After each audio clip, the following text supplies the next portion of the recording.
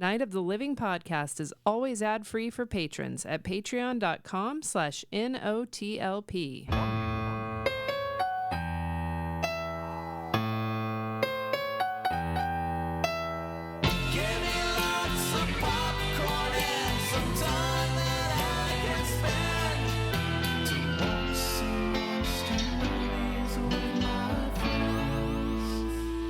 That fella just had a birthday. Kelley Kombrinck. Oh, yeah. He was just singing our song there. Yeah, that's Monster Movies with My Friends by Kelley Kombrinck. Happy belated to him. We are in Podcaster's Choice. It's that time of year where you never know what the three of us are going to throw at you. We normally discuss horror, sci-fi, and fantasy. But this is the time of year where we can bring in something off menu. Mm-hmm. And we're one of those people that order off menu. Yeah. It's like, can you make this change and this change and this change? Can you put Nicole Kidman in it, but also incest and possibly pedophilia sort of stuff? And then Incest? No, I didn't mean incest. I meant pedophilia. Yeah. I pulled from the wrong bag of terminology. Yeah, they're on the same tree, but different branches. Mm-hmm. Yeah. Yeah, this movie Birth. I can't wait to get into it when we get into the main attraction. Yeah. Or as Will Smith would say, birth. This is Andy's pick. Welcome to birth. Yeah. Sorry, I had to explain my joke. I'm Freddy. That's Amy. Hi. I just make sure I put that in there in case somebody's first time. Welcome, listener, to our homes So, as we sit here and record. Andy, why Birth? Huh? Why did you choose Birth? Are we just jumping in? Well, no, I'm just kind of curious. Oh, okay. It's just the movie I like. Yeah. All right, cool. There's nothing You're a big deeper Nicole than that. Kidman fan. Yeah. Yeah, I am. Me too. Well, I started off liking her for different reasons because I really started liking her after the Tom Cruise divorce. And I didn't like Tom Cruise so much that I was cheering her on. Yeah. She's a very likable person. It's hard not to like her. She's But been then- hating on some Tom stuff. Cruise for a Yeah, long but time. then, but then I grew to like her as an actress. I mean, I liked her as an actress before, but the Tom Cruise thing kind of solidified it. And then after the divorce, that's when I feel she put out her best work Yeah. and more interesting work. I think that's just all them life experiences Yeah. tallying up and imprinting on your art. There's more of our art at our Patreon page, patreon.com/NOTLP.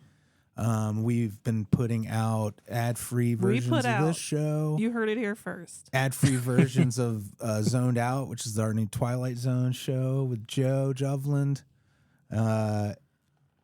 Topicana. Origins. You guys are whipping those Twilight Zone episodes out pretty quick. We Fast are. and Furious. Yeah, they're very efficient.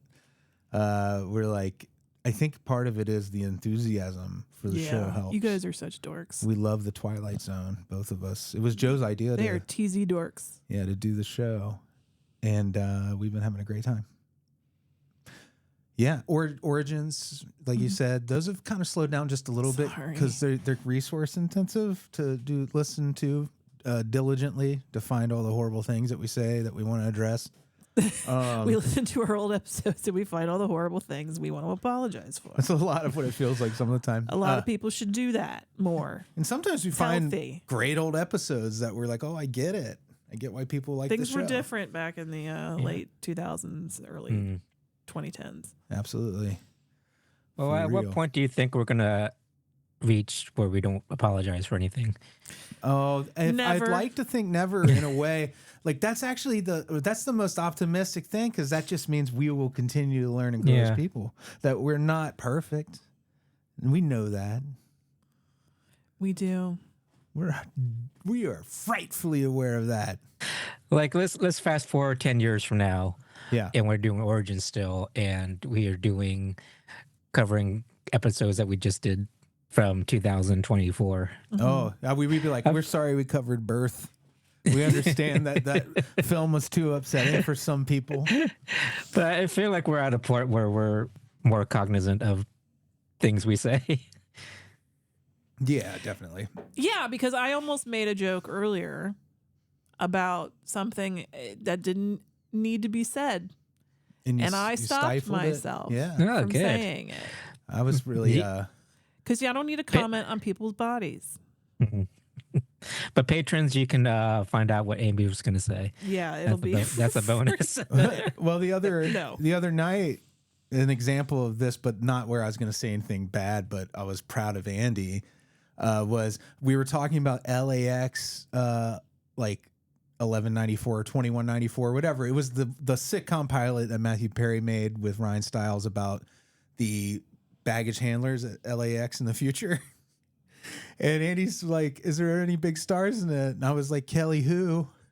And he said, oh, okay. And he didn't pick up. He didn't go full Abbott and Costello, and it absolutely could have turned into that. But Andy showed great restraint. It actually would have been really funny if you had done the bit. But is that considered offensive still? No. Was it ever not considered? offensive. I just was saying that I was proud of you for resisting the pun of it and the bit involved. I wasn't proud of you for not being racist. Okay, that's what I mean. No, I was proud of you for not being punished. I regret not taking the opportunity because I will hold myself back from saying offensive things. But the who's on first is always accessible. But I would take any chance to make a pun, though. Yes, you would. Yeah, you're allowed to do who's on first still. Okay. Because there's nothing disparaging in it. No. It's not a nasty joke at all. It's very wholesome. It is very wholesome. Yeah, so that's what that's all about at patreon.com/NOTLP. Amy got me The Artist's Way for my birthday. Yes, your birthday's coming up. Yeah, and thank you. And it's this book about, I guess, how to get your groove back. Get your artist groove back. Yeah. I've actually read the one version of it. Yeah, I'm like Stella, basically. It's like workbooks and stuff. It's kind of it's interesting. I don't know. I heard about it on another podcast, and I was like, okay. Week 1 starts tomorrow for me. It's 12 weeks, like most things. Yeah. Good way to start the year. Yeah. Yeah. It's gonna be fun. It's have you guys realized that it's 2025 yet? Does it feel like it? It feels like the future. We had this when the morning of. Remember, we were like, it's 2025. 2025 sounds like the future. Although the future we have so far is just snowy and disappointed. So much snow. We're under like a foot. We got a foot. Yeah. Which is not typical normal of where we live in Ohio. Not at all. That's a gargantuan amount of snow for this poor city.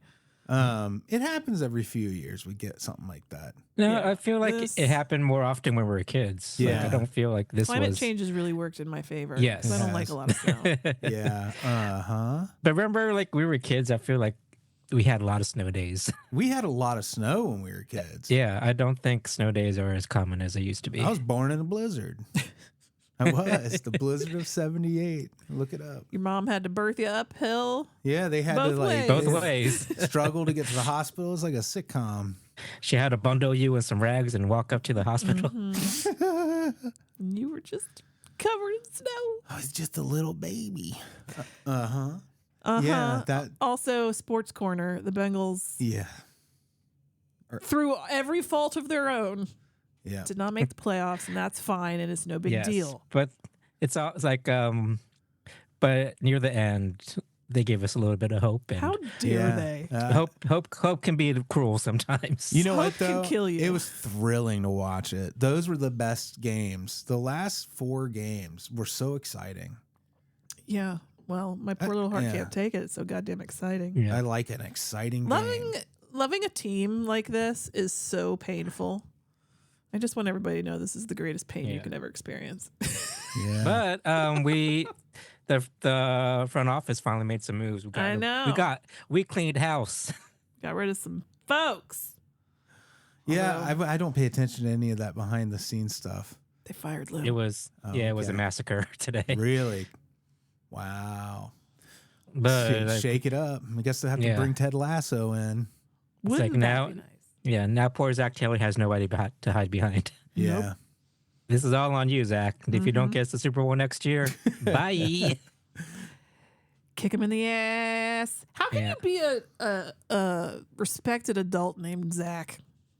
Oh, poor Zach. Poor Zach's everywhere. I'm just saying, you seem like you're silly if your name is Zach. Well, you're thinking Zach because Braff. Zach Ward's super silly and Zach Morris. silly. Zach Morris. I tend to like people named Zach. See, this is a thing that I will apologize for in 12 years. To all when the we're Zachs out doing there. Origins. Would you prefer them go by Zachary? Yes. Today will forever be known in infamy I don't really care. as Zach is Attack fine. Day. This is Zach Attack Day. The day Amy attacked Zach. You have to attack the Zachs. Isn't he a Zach with no K? Yeah, it's just a C. He's a soft How Zach. do you? Zach. He is a soft Zach. Suck. It's very French sounding when you That you makes remove the it K. worse, guys. Suck. You can't be a Zach with no K. Get out of here. Get the fuck out of here. You think you're special? You're like a Or Zach H. with no K. H is fine.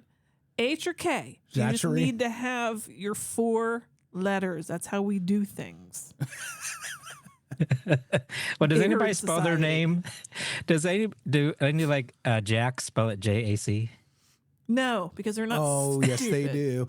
Amy is being so intolerant right I know, now. I'm being terrible right now. And how come About there's no something that Jackery? means nothing. And how come there's no Jackeries? I don't know. Oh, now there is. You're gonna name a kid Jack. or I'm gonna have a kid just Jackery. name him Jackery. Just yeah. to do it, to complete the bit. Why isn't there a kid named Montgomery Cyclery?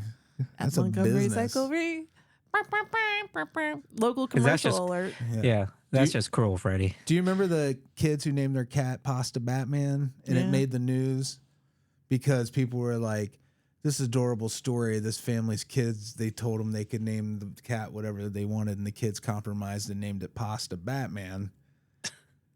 And I then don't it was remember that. everywhere. Yeah, Pasta Batman. Pasta Batman. It's a great name. Hmm All right. There you go. I might have some of those details wrong, but this show's for entertainment purposes only. You know. You know how it is. But before we get off of football, anybody but the Chiefs, please. Anybody but the Chiefs? I'd even take the Steelers, although I'm rooting for the Bills and the Lions. Yes, our friends. cat bros and our near Bills death friends. bros. Near death bros. Oh my God. All right. If anybody cares. We're going to hit up that main attraction around the other side of this. Turn out lights, it's the main attraction. I was desperately trying to multitask over there. You were doing great, kid. Did I do okay? I guess. Good. Birth, Andy. Birth. Yeah. Tell me about Birth. Did you see Well, this when it came out, or did you see it later? No, I didn't go to movies by myself back then. So I probably waited till this came to video. Okay. But I did see it when it first came out, but not like right away. I wonder what But I was the reception of it. Like, what was the way people talked about it? It was not well liked. Yeah. Last time I checked, it was like 40% on Rotten Tomatoes and like a 5 on IMDb. Did So you it was- see the reaction it got at Cannes? I think it was Cannes where it got booed. Yeah, I think I've heard that was like a thing. But I feel like now it's kind of found its audience 20 years later. What is the audience for this movie? For me, fans of the Twilight Zone, I'd say. Yeah. Yeah. At first glance. Artsy fartsy people, Yes. pretentious people. Yes, of course. No, I wouldn't say that, but it's just people who fartsy, I are would say. willing to overlook certain things and not take it so literally and seriously. Yeah, because the appeal to me from the outside of this movie is I would be coming to it as if it were like a clever, twisty thriller, but it's not that. No, I feel it's a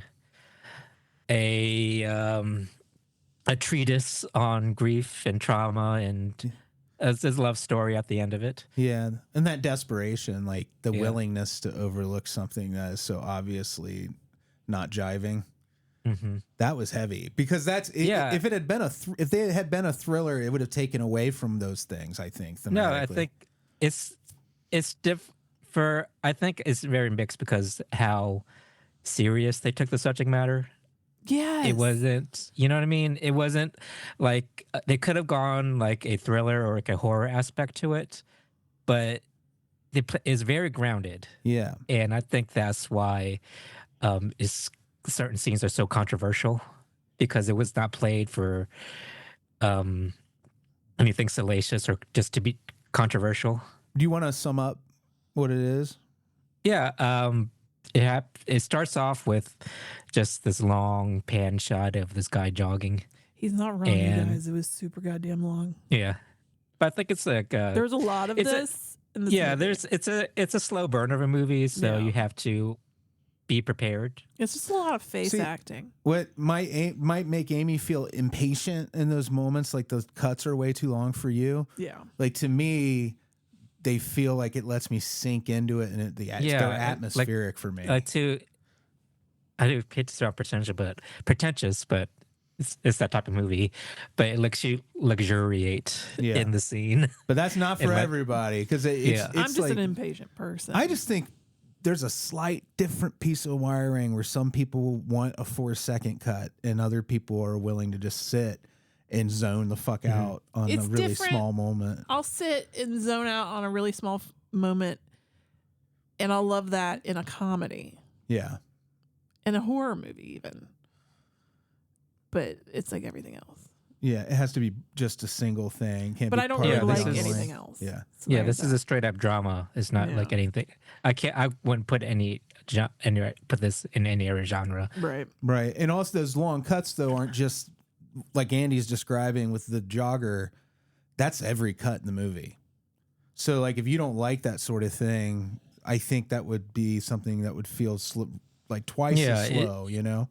It sets a mood. It helps set the mood, and that's what I like most about this movie. It just the feel of it, even though it's not like a thriller or horror movie. There was so much tension and suspense.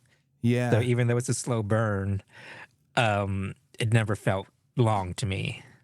I love that and you should, I guess, continue with summarizing. Sorry. Yeah. So the story is that this guy, he dies suddenly, and 10 years later, this little kid comes up to Nicole Kidman. She's the widow of the guy who died, and it's like almost to the day, 10 years later, this little boy comes up to her, approaches her and says, "I'm the reincarnation of your dead husband," and the movie just plays out from there. The kid is cast really well because he's a kind of a creepy kid. Yeah. It's the story. It had to have been somehow inspired by. Remember on Unsolved Mysteries, and there were a few people they had on there. Oh, that said a child was their spouse, deceased spouse. No. Like a child had past life memories. Yeah, that were startlingly accurate. And then there was like another woman who has past life memories of being this soldier dude, and then they did multiple stories on it. And the way they take it here in Birth with this idea of the kid being the reincarnated adult, you know, is I love the explanation that comes later because it makes the movie really count in a way that if it had been supernatural, it would have felt like kind of silly. But I think the story on Unsolved Mysteries also ended in the same way, where the kid just kind of stopped it. But it went away. But I'm sure the Unsolved Mysteries never approached it as a love story. No. Yeah. So that's the movie. It's like how did this family handle this? Because it seems so believable how he convinces them that he is actually the reincarnation of he has a lot of facts. This dead person. Yeah. There's so many and facts. Like granted there are doubters, but like of course in the family. But Nicole Kidman's character, she at first is hesitant, but then she falls for it, and it just shows how much of a hold this love of her life had on her, and she can't move on. Because it begins with like she's about to get married to somebody else, and plays out how Joseph. the husband is getting jealous of this little boy. Yeah, it's Danny Houston, who's been in everything. Yeah, there's a lot of great it's a great cast. Yeah, definitely. There's a lot of familiar Lauren faces. Bacall. Anne Heche, rest in peace. Yeah. Yeah. Who that whole scene when she's with the kid. Oh, she rocked it, man. I love that scene. Yeah, that was so an intense. It's an intense movie. good. There's a lot of intense scenes in this. Yeah. This is the best thing I've ever seen Anne Heche in. Or Yeah, best we'll role get for to her. that scene later where she confronts the child. But yeah, the movie just plays out where he gives all these memories that only like her, Nicole Kidman's character Anna, and Sean could know.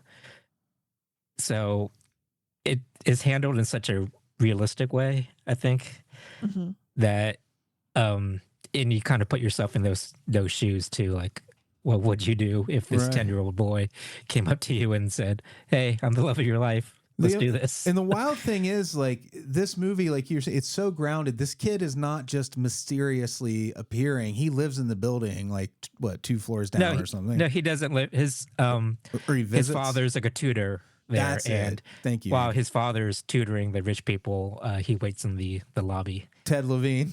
His dad's Buffalo Bill. Oh, is he real? Now that you mention it, another face you might remember. Yeah, when they answered the door when they went down to find his dad, and he answered the door. I was waiting. Yeah, for he him has to like a ask mustache, so like I didn't even notice that.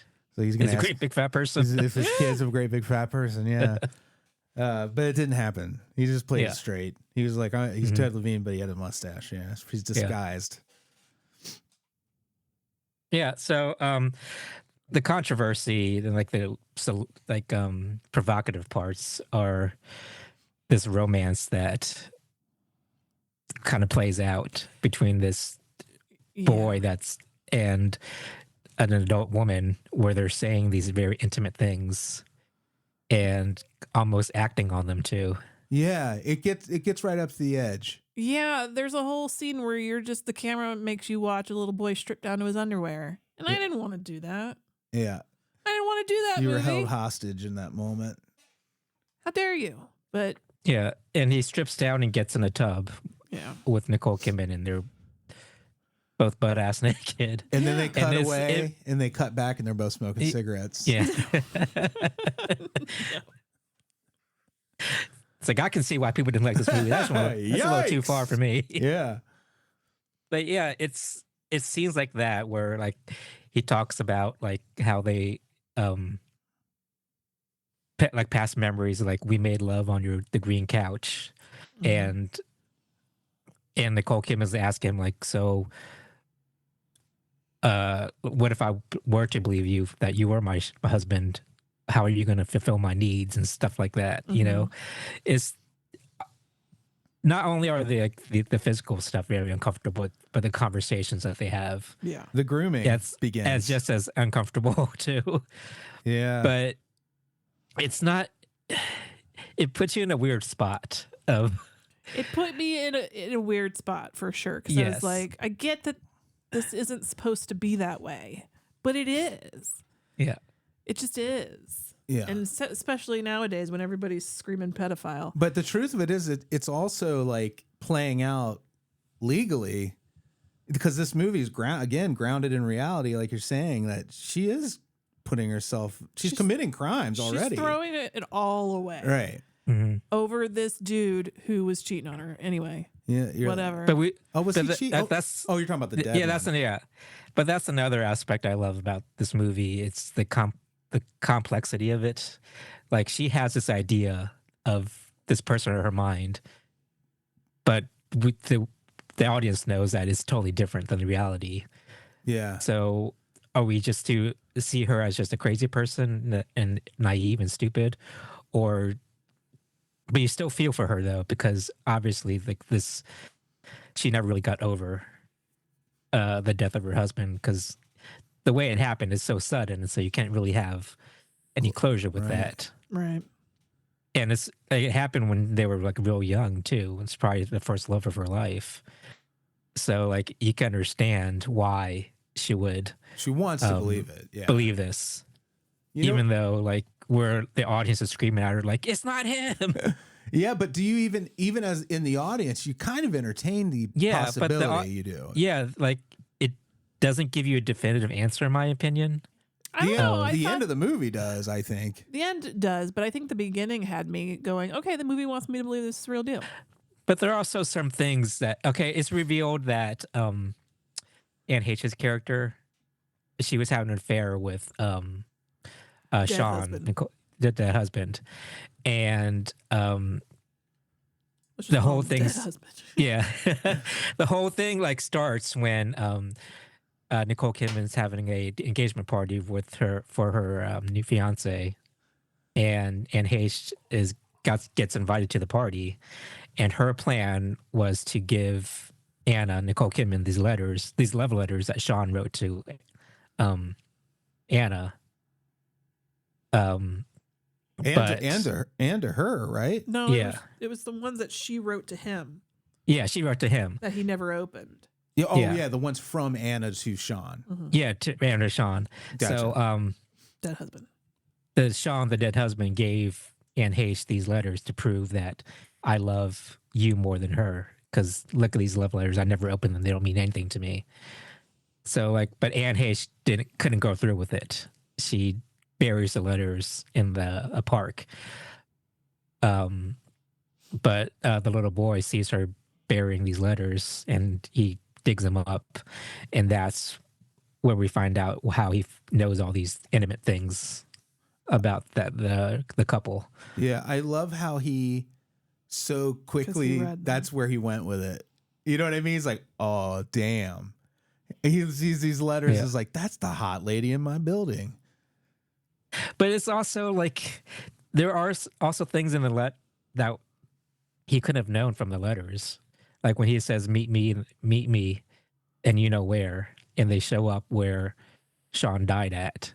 And that's never in the letters. Could have Googled it, although it was 2004. Yeah. We had Google then, right? I think the time period is very important because there's no internet back then. Well, it's not as prevalent as it is. I mean, he could have found that information. Nobody was on their cell phone. Yeah, but still, it's... that was also kind of a stylistic choice, probably. Mm-hmm.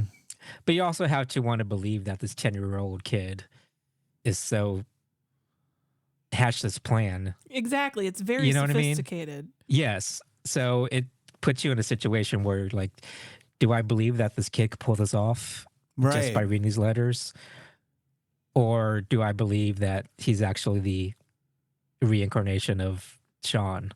Yeah, so it gives you the movie gives you enough leeway where you wiggle room. Yeah. The aha, she's like, he didn't even love her, so you coming back as her dead husband that wants to be with her is a lie because he didn't love her. That's some harsh shit. Anne Heche is just like, her eyes are throwing daggers into this kid hard. She's great. Yeah, and the kid knows. And she looks thrilled to bust him. That's part of why I like that scene, is she's excited to bust him. But also, like, she's, in a way, she was disappointed because she wanted to believe it too. Yeah. This little boy had two chicks fighting over. No, but like Nicole Kidman was coming up with a plan. She was like, in 11 years, you'll be 21 and we'll get married. And blah, blah, blah, blah, blah. And I'm like, you are throwing it all away. Yeah. Her plan was to run away with this kid. You're going to kidnap a child, wait 11 years, then marry him. I do believe that's called grooming. Yeah. And it's like... And rape. But he's reincarnated, you see. So it's okay. Yeah, so therefore... But the movie wasn't concerned with that stuff, and I get why. They were, though. It's the pivot. It wants you point. to think about it. It's not going to think about it. It's not going to reckon with it at all. Yeah. But you have to reckon with it. The movie wants you to reckon with a lot of things. They say, at least at one point, I think it's Bacall, Lauren Bacall. Doesn't she say something about this is illegal what you're doing? Yeah. Mm-hmm. Yeah. I mean, so at least it's said out loud by a reasonable character in the movie, you know? Yeah, she threatens to call the police if she doesn't return the kid to his family. So, I mean, poor family. It all feels very real. every moment. I think. Yeah, it feels real because the kid actor, he's so not childlike at all. Yeah. The performance is just so adult, because we're supposed to believe that he's the reincarnation of an adult person. It's very But precocious. yeah, I think he plays it kind of flat to do that, but I think he has to play it kind of flat to pull it off. Because he's 10. But he's almost like he's stunned in a way through a lot of the movie. And just the way that these adult characters talk to this little boy, just not only Nicole Kidman's like very intimate conversations, the way Anne Heche had that scene with him where she confronts him about the letters. That was just really intense because she's talking to him like he's an adult and not as a child. Yeah. What was Peter Stormare's relationship to Sean? Was he his brother? Yeah, he was his brother and Anne Heche's husband. So when so they're having an affair behind. When Sean 2.0, the little boy, runs in and gives him that hug.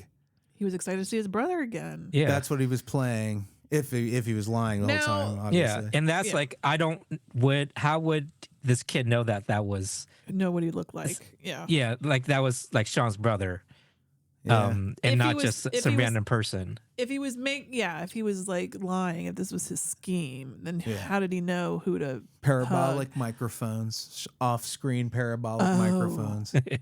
Again, it does seem hidden cameras. It does seem like it's maybe the movie doesn't want you to look too deep into. There's no things. answer. Yeah. There's no answer. Like, and that's the beauty for me. Like, I don't really necessarily need an answer, even though like a lot of people debated, like it's him, it's not him reincarnated. Right. It's not the point. To me, that it's not the point of the movie. It's the way it makes you feel and just the mood that it sets and the questions it raises. Yeah. It's a minute-long shot on Nicole Kidman's subtly twitching face. Yeah. At least a minute. Because it was the opera scene. 2 minutes, I think. The opera scene, yeah. I think it was 2 minutes. 2 minutes? I'm pretty sure. I can't, something like that. Yeah, I can't handle it's a long scene. Yeah. I can't do it. If it's nobody's talking in it, it's just a still like just a non-moving. I think you're supposed to be forced to see her mulling it over. And it's an extreme close-up too. That's literally the whole thing. The only thing on the screen, just her face, and this is after like Sean says confronts her for the second time and gives him more reason to believe that he's actually her husband, and you can just see the emotions run through her face. Yeah, she's trying to tell you the whole story of her coming to that point where they're in the tub later.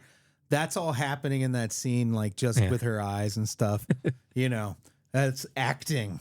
That's top shelf acting. I know we're not supposed to talk about people's body, like faces and their procedures, but there's no way that Nicole Kidman could give this performance now. Oh, really? That's what I was trying not to talk about earlier, but her face is drastically different. I saw it today because of the Golden Globe pictures. Yeah, because that's this close up of her face. You see these subtle movements. Yeah, little twitches. From her forehead, her lips, her mouth. She does that she couldn't do now because of the Botox, and this really, again, that's her choice to make, but also our loss. It kind of affects her performances nowadays. Yeah. I do like to see like naturally aged people in most roles. I'm dry for the aged. most part. I like a dry aged, jerkied actor. But it just goes to show, like, one of the reasons I fell in love with Nicole Kidman is just her acting ability. She's a terrific actress. Yeah. And I just love her. A lot of times, like, sometimes her accent slips out. But this time it was she's very committed to the role, and I didn't notice any of her Australianness slip through at all, because the whole time she's almost like whisper talking. Yeah, she's real soft spoken. Except for when the little boy pulls his underwear off, she goes, "Look at that shrimp on the babby." Oh God, on the Bobby. Crikey. Jesus Christ. Yeah. Yeah, that took me out of it a little bit. I was like, Yeah. whoa. But other than that, What an odd choice. I think it was like a good choice for her character because she's like so like I don't know, naive in a way, and like the baby voice in a way. She's doesn't know, she doesn't have a sense of herself because she has kind of like a domineering mother. Yeah, and a domineering fiance. Yeah, and she's never really healed from her trauma. So like she's very vulnerable, and that comes across in her voice. Yeah. I love when the fiance character gets fed up with Sean. Yeah. And Oh, goes he's ready after to kill him. that kid. He spanks him. Yeah. It was so fucking satisfying, like, to watch him push that piano and trap. Like, he bottlenecked everybody who was trying to stop him. And he got to it, man. He got that kid, and he grabs him by the collar and the belt, and it's classic old school discipline time. Yeah. And spanks that little bottom. And after this scene, there's like this like one of the few moments of humor in this movie where he was just shouting like, "He kicked my chair!" Yeah, his justification for all that was he was getting on his nerves, kicking his chair. Well, I mean, to be fair, that's very Tacky annoying. kid. Yeah. It was very Bart Kids and Homer got to to me. learn consequences. Yeah. Yeah. Well, like between that scene and the scene where Anne Heche confronts him and she almost assaults this kid too. So just the way, kudos to the actor Cameron Bright, I think that's his name. Yeah. For putting up with all these adults that are want to kill him. People just grabbing him by the shoulders. Yeah. She was shaking He him. probably has dislocated shoulders from this job. Yeah. Poor little guy. I enjoyed this movie quite a bit. Yeah, it's like it's so complex and so many layers, and just sets a really a mood. And it lightens that it I up felt for. just enough. Lightens it up a little bit when Anne Heche turns up. Somehow it becomes darkly comic to me there. Well, it's like her scheme was just so Elaborate, cruel. Yeah. Yeah, so I was like, it's like, damn. Yeah. It was too poetic. Her burying it and everything, and physically burying it in the dirt, and him having to help wash her hands when she goes looking for the letters, I guess. Yeah, she's just so cold toward this child. Yeah. And calculating is really soapy. interesting to see. Yeah. Takes a soapy turn, but not in a bad way at all. Yeah, it's soapy and it's grounded soap. Yeah. You know? If soap operas were like this every day, I'd be hooked on soap operas. You know what I mean? Yeah.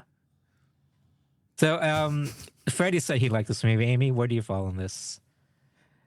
My feelings could not be classified as enjoyment. However, I recognize the artistry of the movie, and I recognize that the reasons I don't like it are because of flaws in my own being. You know what I mean? No, I get it. It's not a flaw in your impatient. being. It's not a match for you. I want different things from a movie than this gave me. But I recognize that it is something to behold. It is art. Yeah. I recognize its artistry. It's only entertainment for people that are like almost sedated.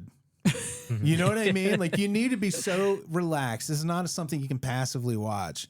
You have to be so ready to just soak it up. It's called Yeah, indica. it's like, don't get me wrong. Like, I like trash as much as anybody else and like having a good time, but I also like movies that challenge you. Yeah. And this, to me, this is a movie that challenges you. It does, but it's also was yesterday's trash is today's treasure, you know? Yeah. Which I find is, I'm always going to older movies to find good stuff. Yeah, and I think that just speaks to the power of like movies. Yeah. Like That, Nicole you Kidman know. always says when she's sitting at AMC. Yeah. The magic. What she say? Like, heartbreak feels good in a place like this. Yeah. I have to say, I did. Well, I did see that preview recently, and it got me kind of choked up. It's you love the movie, so do I. Yeah. get it. Who doesn't love the movies? The films. The magic of the movie. Yeah, it was before I saw Nosferatu at AMC on Newport on the Levee, Yeah. and it was on this giant IMAX screen, and just and it was like a packed theater too. So it was just that feeling of, the magic of the cinema, like the preview says. Yeah, I need to get back some of the magic of the cinema. I need to get out to a crowded showing of something or other. Yeah. Do you guys have anything else you would like to say about Birth? That was Birth, and thank you for watching it. Thank you for challenging me, Andy. I'm not going to do it myself, so somebody's got to do it. Oh yeah, and before the last thing I was saying about this, like shout out to our friend Emily. She's like a big fan of this movie too, and we've had discussions about this movie. So I think this episode would be right up her alley. Awesome. So, it's a lot to talk about. Yeah. Hi, Emily. Hey, Emily. Yeah, she has a podcast too. It's really good. The Feminine Critique. Yeah. So listen to it already. So, Freddy, you're next. Yeah. For a staff pick, what do you got for us? We talked about this before we started recording because I was kind of teetering between some lighter options, but we had covered one of them. And then I was like, man, what I'd really like to do is revisit Enter the Void. I've been thinking about that movie a lot lately. And it's intense. It's over 2.5 hours long, first person. Trust and believe, I already complained about it. Relentless. Although I gave you the option to I was like, if this is too much for you guys, we can pick something. Know. I had a lighter alternative. He gave you an out. No, I don't want outs. You pick what you want to pick, and I will sit and watch it. Yeah. It's the second week that you're gonna be challenged, Amy. Mm-hmm. And then I'm gonna come along, and nobody shall be challenged. So don't worry. You challenge in your own way. In my own way. You know what? You're challenging in your own way. I am challenging. Yeah, you're like that Zendaya movie. Challengers. Yes, fraught with sexual tension. That's me. That's just like that movie. Two guys at once, right? Isn't that what that movie's about? It's two guys, one cup. I thought that's what it was. Isn't it a sex movie? It's the devil's threesome. Yeah. It's two guys, one ball. Tennis ball. Have you seen it? No, me neither. It just doesn't appeal to me. Like I heard it's good though. Same. I'm like, this movie's not for me. Zendaya. New movies are not for me. I don't really like. It was announced that they're engaged now, so good for them. I saw that. Good for you and Tom Holland, you and Spider-Man. Oh, what an adorable couple. Isn't that cute? MJ and Peter Pan got me. That's like magic. The algorithm served up a new thing to me. Dark Side of the 90s season 3 is out. I don't know if you watch these. What are some of the topics that they're covering on this show? The SNL episode is great. I did watch that with you, and that was good. And it's not even necessarily that it'll always be things that you like that are new, but they have a great storytelling thing going with the show, and it's Mark McGrath who narrates it. Is it Sugar Ray? Yeah, but he's actually really good. He's a good narrator, and does he still have Frosted Tips? God, I don't know. Oh yeah, I wonder. I haven't seen him in a while, but I wonder if he carried that look over to middle age. To voiceover narration. He shows up with his Frosted Tips in the sound booth. Wasn't he hosting one of them shows, Extra, Access Hollywood? Mm-hmm. Yeah, he was something on like one that. of them. He was like trying to get Mario Lopez's job, I think. Yep. Yeah, Dark Side of the Go Night. for it, Mark. Fuck you, Mario Lopez. But they did Mike Tyson. We watched Mike Tyson together. Yeah, I watched too. that. Yeah. There's a Spice Isn't it Girls interesting? one. It's quite the dark. Isn't it interesting to see how people love like Mike Tyson now? Yeah, and it is hard to kind of reckon with that guy. When you watch this, especially, they did a great job kind of showing the full picture in this little, like hour-long documentary. I mean, they get into it. It's hard. It's hard to be like completely condemn him, even though he is a convicted rapist. Right. Like, it's not for me to judge on who we forgive, but it's just interesting to see how people think he's this cuddly guy now. Oh yeah, I mean, he bit a man's ear off. He kind of has started to kind of transform into that somewhat. Yeah, but like, and I believe I know that people should be given more chances, and it can't be defined by everything in your past. But he's did some horrific things in his past. Oh, absolutely, man. Oh, speaking of, Robert Downey Jr. was another one of them. Yeah. And that made me redemption. Yeah, it was called Robert Downey Jr. The Comeback Kid. They did an episode. That one was really nice to watch. It was sweet. Gave me a new respect for him. So how do they do this show? Do they have like talking heads and a lot of news clips? Okay. Yeah, it's really well edited. Is it like we and love reenactments the 80s too? Type of way. They have reenactments too. Oh, that's fun. Yeah, which is really. They did one on infomercials. That's awesome. The infomercial one, I think, is the most fun of all the ones They I've had seen. Susan Powder. Remember Stop the Insanity? Did you guys remember that infomercial? She was like, "Fat makes you fat. Stop the insanity."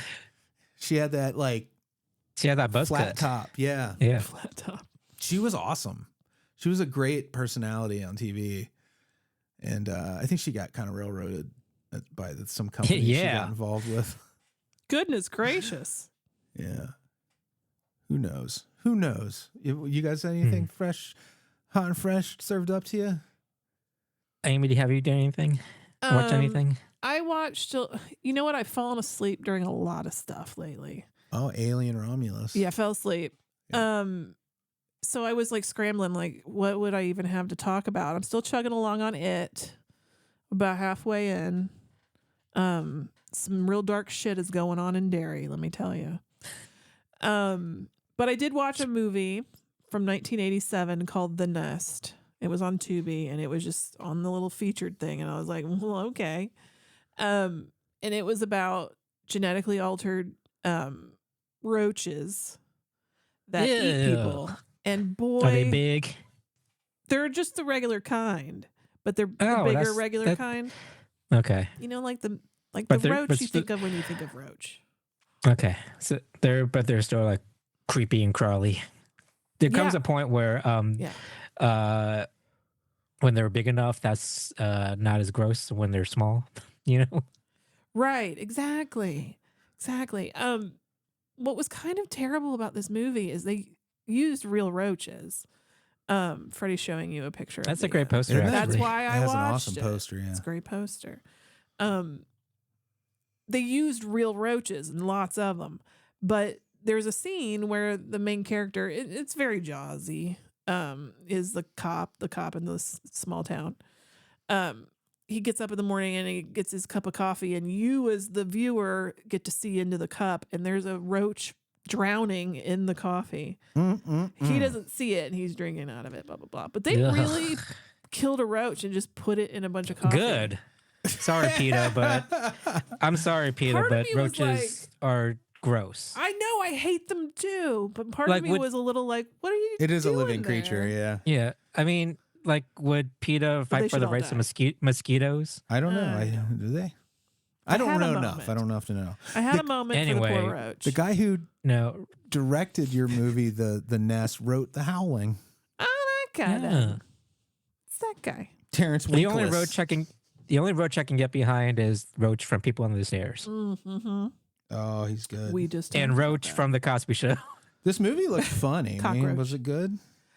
It was exactly what I wanted it to be, which was mindless. Don't have to pay that much attention to it. Creature feature. Yeah. That's all I was looking for. Yeah. The Nest. People are like, it's gross. And I'm like, well, because it's sure it is. Fuck ton of real cockroaches. What else are you gonna say? What are you gonna do? What you gonna do? Oh yeah, I found out about that LAX show 21 whatever on the dark side of the 90s because it was part of the sad backstory of Matthew Perry and Friends. Yeah, they did an episode on Friends. Oh, Andy, you could kill a day. You could kill an entire day watching season 3 of Dark Side of the 90s. Don't. I'm sure you have other things to do. So much fun. I want to keep the nostalgia in my mind. Yeah. Oh, this is part of the halcyon days of the 90s. I want to remember all of its warts. You know? So yes, Andy. I watched Squid Game Season 2, Part 1. Oh, is it the whole series out? Yes, but I don't know if there's going to be another season. Well, yeah. But I don't know if that's considered season 1, season 2, part 2, or season 3. Anyway, yeah, it's really different this time. it's hard to catch that lightning in a bottle twice. Yeah. And they move away. It gets really more convoluted. That's too bad. And also it suffers from the length of time from between season 1 and season 2. Are there characters in common? Yeah, and there's characters like, wait a minute, I forgot about that storyline from season 1 already. See, they got to stop doing that. You yeah. got to give me a previously on then. I feel like that first season of Squid Game was such a perfect season of television that it's almost like sacred. I still have never seen it. And season 2 tries to kind of recapture the emotional aspects of it, but it seems a lot more forced and less organic. Slight spoilers, but there's a lot of people that know each other in the Squid Game. Like from like previous relationships outside of the game. And granted, like season 1 had a little bit of that, but not to the extent it has in season 2. Yeah, it was supposed to be kind of a twist in the first season. Yeah. Like I said, season 1, those coincidences seem more organic and less forced. And I know what season 2 is trying to do. They're trying to amp the emotional stakes because that's kind of really what worked in season 1. You know, like you were like the marble episode and I love all those that one. choices that these people have to make from like humanistic choices. But season 2 is still enjoyable, but it doesn't hit you like season 1 does. And it leaves on a cliffhanger. So what seems kind of the added storyline that they threw in, it's important, but also it's kind of stretched out. It seems like a money grab. Yeah. Yeah. That they're making it so many episodes. I feel like they could have made it more tidy. Mm-hmm. Tidy. Well, they already like I said, besmirched the name of Squid Game, and they made that game show out of it. Oh, the Mr. Beast games or whatever?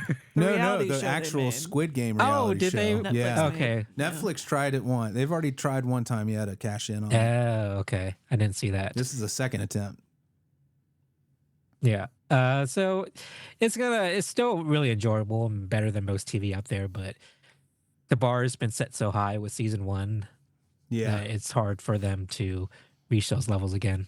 But I recommend it still. All right. I'm into it. One of these days I'll get around to watching it. You really should. It's pretty wonderful. Is it? It's all sub.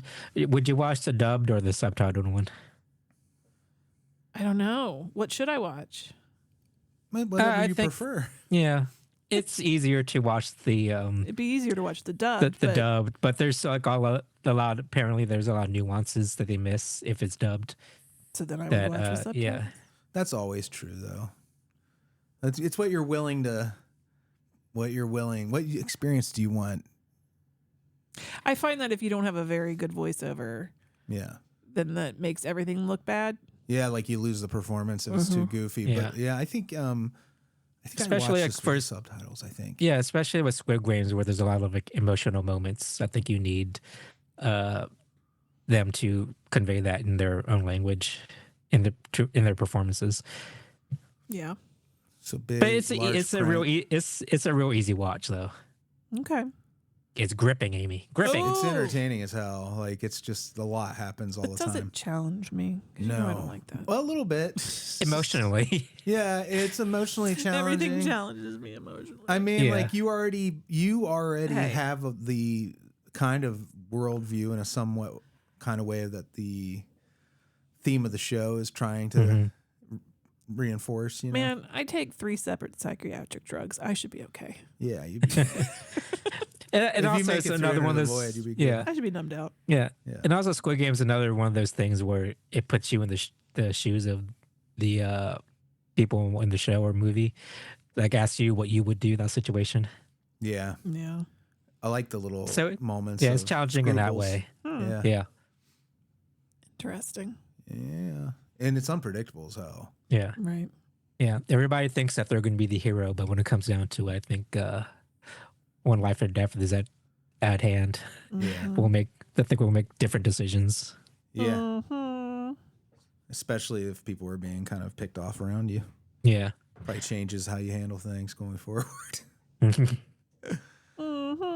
So, anything else for this week's show? I truly cannot think of anything unless you want to talk about MasterChef.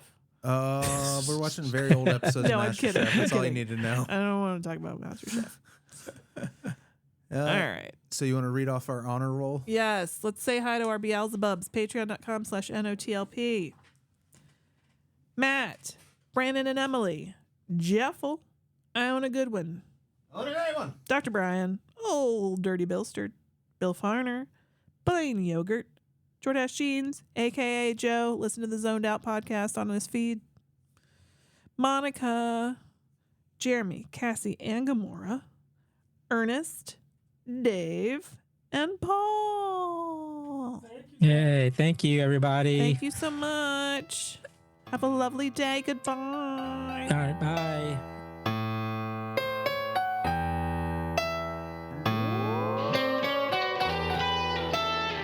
Frankenstein was wondering if he should go to bed when his old bug